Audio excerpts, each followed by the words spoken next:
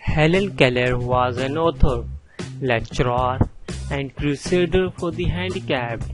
Born physically normal in Tuscumbia, Alabama, Helen Keller lost her sight and hearing at the age of 19 months to an illness now believed to have been scarlet fever.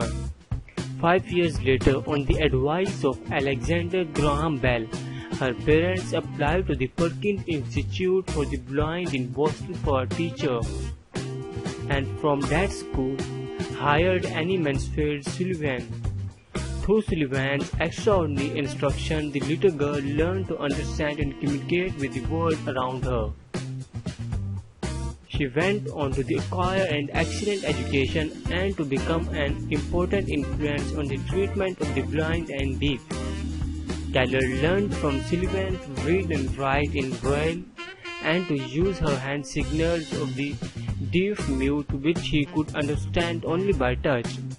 Her later efforts to learn to speak were less successful in her public appearances. She required the assistance of an interpreter to make herself understood. Nevertheless, her impact as educator, organizer, and fundraiser was enormous, and she was responsible for many advances in public services to the handicapped.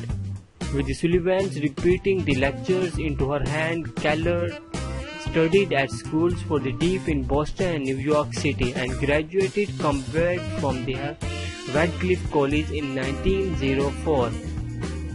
Her unprecedented accomplishments in overcoming her disabilities made her a celebrity at an early age.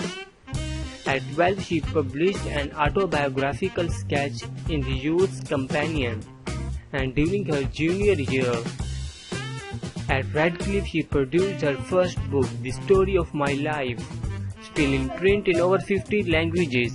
Keller published 4 other books of the personal experiences as well as volume on religion, one on contemporary social problems, and a biography of the Anne Sullivan.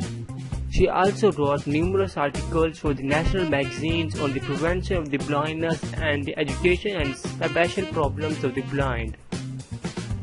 In addition to her many appearances on the lecture circuit, Keller in 1918 made a movie in Hollywood, Deliverance, to dramatize the plight of the blind, and during the next 2 years spotted herself and Sullivan on the worldwide stage. She also spoke and wrote in support of the women's rights and other liberal causes. In 1940, strongly backed the United States' entry into World War II. In 1924, Keller joined the staff of the newly formed American Foundation for the Blind as an advisor and fundraiser. Her international reputation and warm personality enabled her to enlist the support of many wealthy people, and she secured large contributions from Henry Ford, John D. Rockefeller, and leaders of the motion picture industry. When AFB established a branch for the overseas blind, it was named Helen Keller International. Keller and Sullivan were the subjects of a Pulitzer Prize-winning play, The Miracle Worker by William Gibson, which opened in New York in 1959 and became a successful Hollywood film in 1962. Widely honored throughout the world and invited to the White House by every U.S. president from Grover Cleveland to Lyndon B. Johnson, Keller altered the world's perception of the capacities of the handicapped.